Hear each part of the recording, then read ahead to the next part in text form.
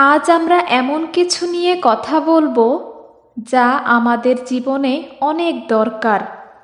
আমরা প্রায় অন্যের জন্য কাঁদি, অন্যের ব্যথা নিয়ে কষ্ট পাই, কিন্তু কখনো কি নিজের জন্য কেঁদেছি? নিজের জন্য কেঁদে আল্লাহর কাছে মন খুললে আমরা সত্যিকারের শান্তি পাই। আজকে আমরা দেখব কিভাবে নিজের জন্য কেঁদে আল্লাহর কাছে শান্তি খুঁজতে পারি। আমরা প্রায় অন্যর জন্য চোখের পানি ফেলি। যে আমাদের কষ্ট দিয়েছে তার জন্য কাঁদি, যে আমাদের ভুল বোঝে না তার জন্য কাঁদি। কিন্তু ইসলামে শেখা আছে আল্লাহ সর্বদা আমাদের সাথে আছেন। যে মানুষ তোমার কষ্ট বোঝে না তার জন্য কাঁদা দরকার নেই। আল্লাহর সামনে কাঁদো, তুমি নিজেকে শান্তি দিতে পারবে। অনেকে ভাবেন কাঁদা দুর্বলতার চিহ্ন, কিন্তু ইসলামে নিজের জন্য আল্লাহর সামনে কাঁদা হলো শান্তির পরিচয়।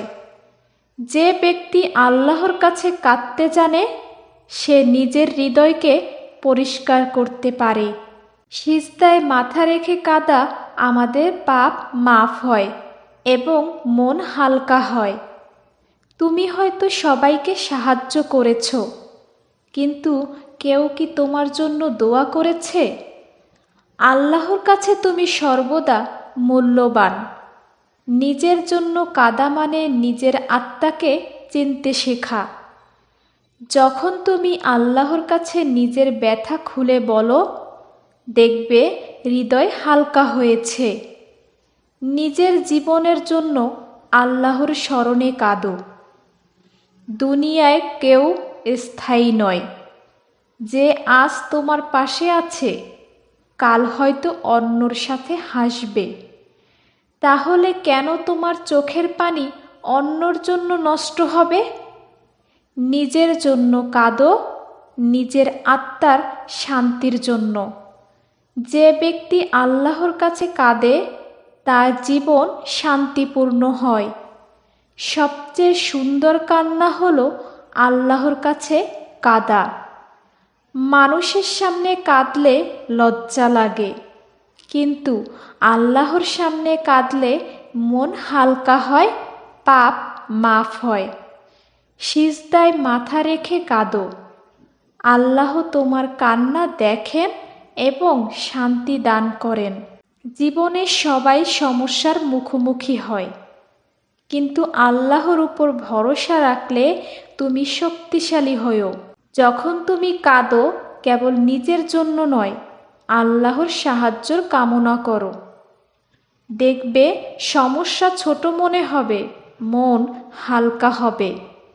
ধৈর্য এবং তাওয়াক্কুল হলো জীবনের প্রকৃত শক্তি।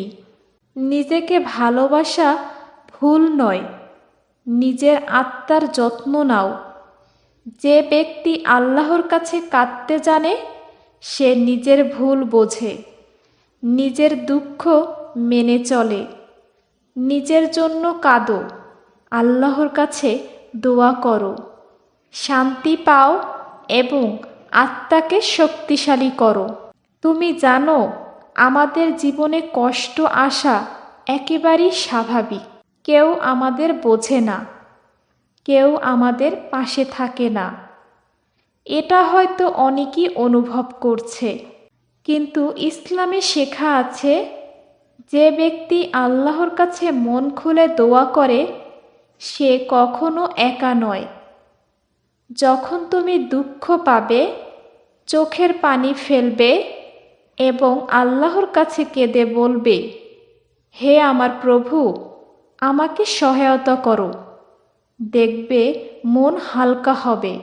এটা মনে রেখো, চোখের পানি শুধু ব্যথার প্রকাশ নয়, এটা হলো আল্লাহর সামনে তোমার আন্তরিকতা, তোমার ঈমানের পরিচয়।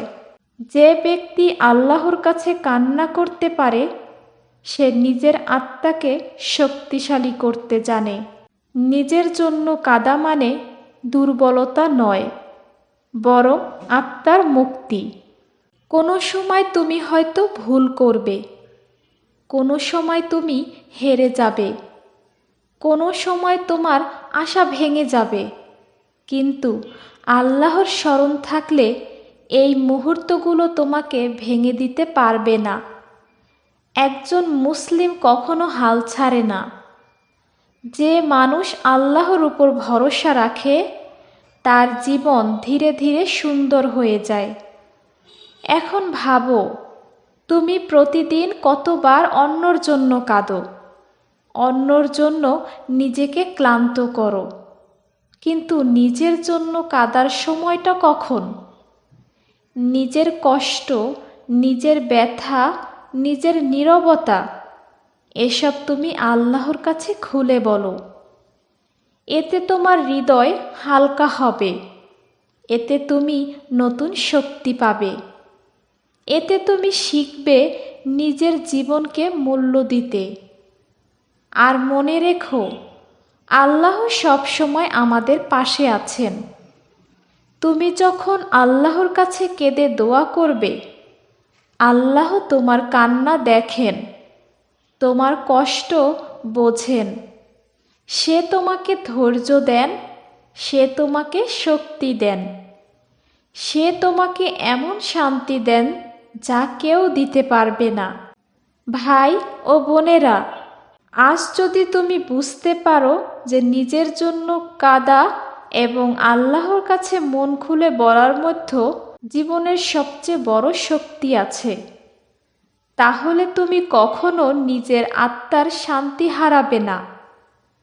তুমি শিখবে নিজের জন্য বাঁচতে, নিজের জন্য কাঁদতে, নিজের জন্য আল্লাহর কাছে প্রার্থনা করতে।